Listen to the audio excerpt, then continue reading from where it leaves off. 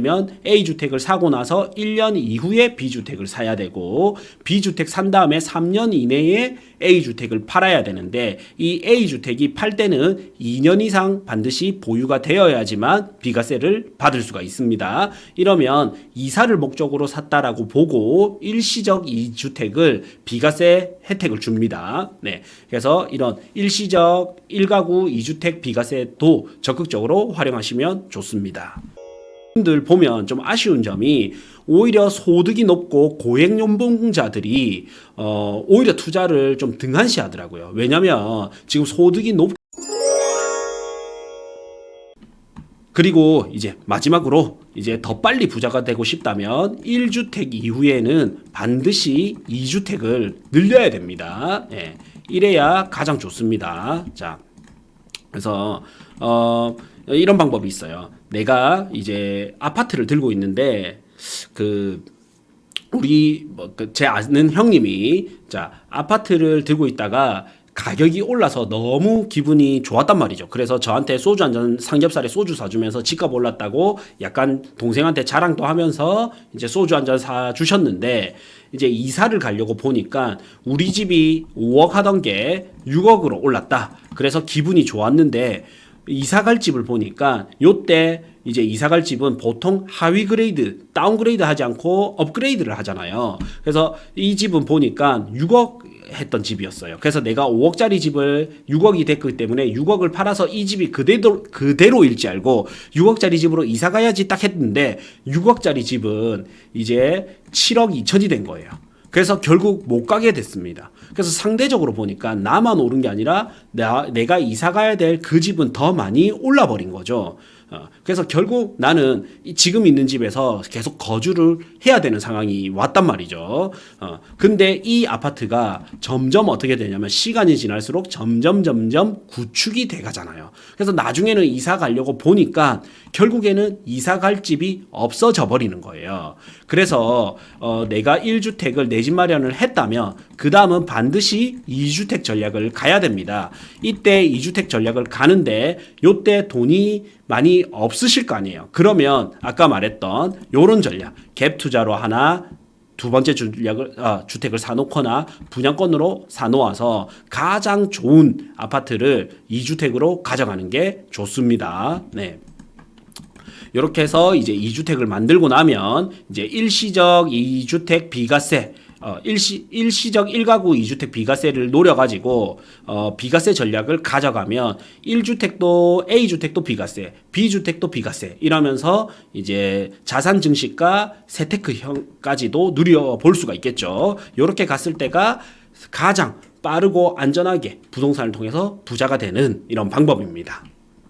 그리고 이제 일시적 1가구 2주택 비과세 요건 같은 경우에는 제가 1, 2, 3이라고 표시했는데 A주택을 취득하고 1년이 지나야 됩니다. 예, 이때 포인트가 1년이 지나고 나서 B주택을 사야 됩니다. 그러면 이사를 목적으로 이제 샀다고 해서 투기로 보지 않고 비과세를 해주게 되거든요.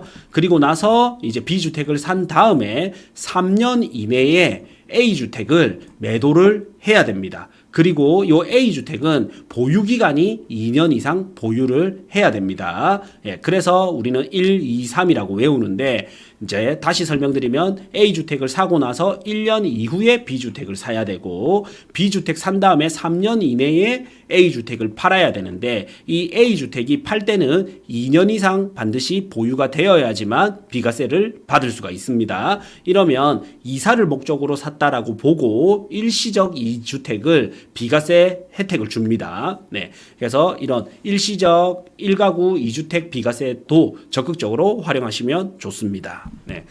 자, 그리고 이제 마지막으로 보면 저도 이제 40대 초반이거든요. 40대 초반인데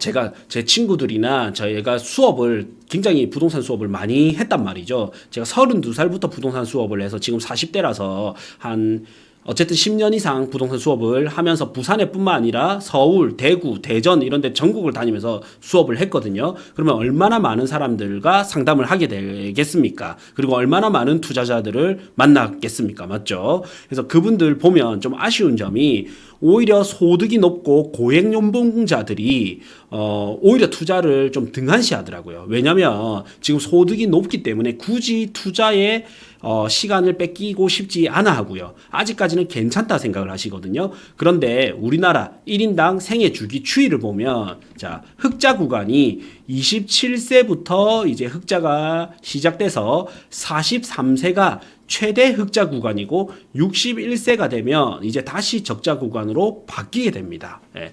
근데 저희 그 어머님이 아직 어머님이 계시고 어머님의 어머니 그래서 외할머니가 계신데 저 같은 경우에는 외할머니가 아직 계신데 어머니가 외할머니를 한 번씩 돌보고 계신단 말이죠.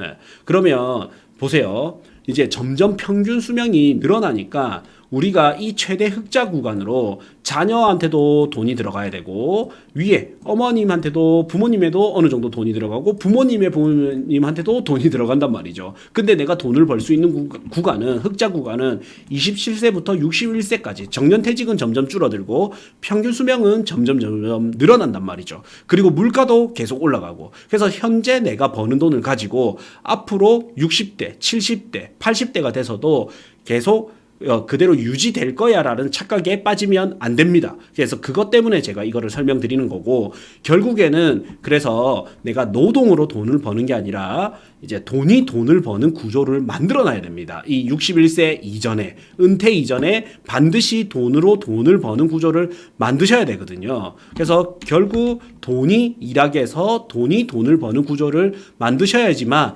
여러분들의 노후가 평안해지고 그다음 은퇴도 빨리 되는 거죠. 이게 뭐 뻔한 말이지만 제가 한 번 더 말씀드린 겁니다. 이거를 너무 이제 연봉이 좋거나 젊은 분들은 이거를 너무 착각하고 이게 계시길래 이제 제가 말씀드린 거고 자 이제 잠깐 안내사항 드리고 그다음 질의응답 하도록 하겠습니다.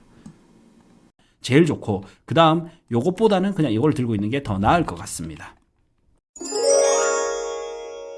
부크TV 월 12,000원 멤버십에 오시면 직접 데이터 분석을 통해서 추천 아파트, 추천 토지, 추천 건물 꾸준히 올려드리고 있습니다. 지역은 부산, 서울, 경기도, 대구 이렇게 골고루 올려드리고 있기 때문에 요거 한 달만 하고 끊으셔도 되니까 필요한 분은 꼭 보시길 바라겠습니다. 고정 댓글 확인해 주시면 저희 신규 강의 현장 답사 참여 가능하니 고정 댓글 확인 부탁드리겠습니다.